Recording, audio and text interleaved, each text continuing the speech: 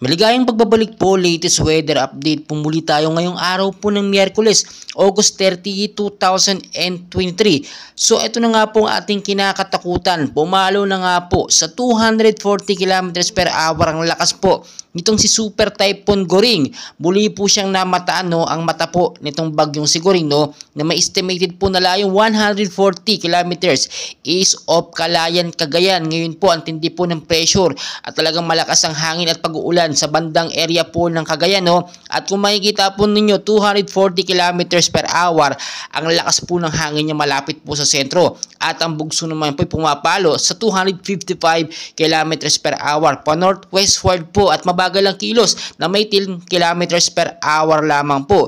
Makikita nyo po sa ating pinaka live radar ito pong si Super Typhoon Goring. Posible pong tahakin niya itong Babuyan Island ngayong araw po na ito at sa ilang mga oras lamang ay posibleng mas lumakas pa po ito. Pero bukod pa po dyan, meron pa nga po tayong binabantayan pa na mas lumakas na nga rin po. Ito nga pong si Bagyong Hana. Pero tignan muna natin yung mata.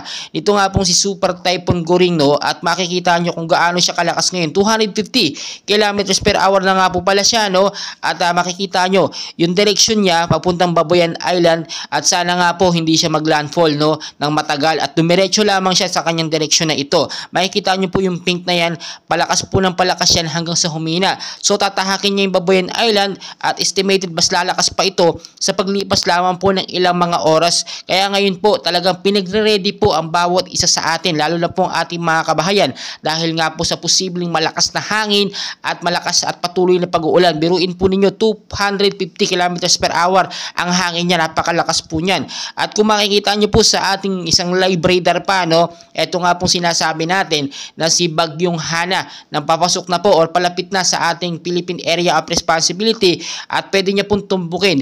Ito nga pong Northern Luzon. Ang hangin po nitong si Bagyong Hana ay pumapalo po ngayon sa 100 kilometers per hour. At ang bugso naman po niya pumapalo sa 120 kilometers per hour pa northwestward pa rin po na ang kilos po ay pumapalo sa 20 kilometers per hour.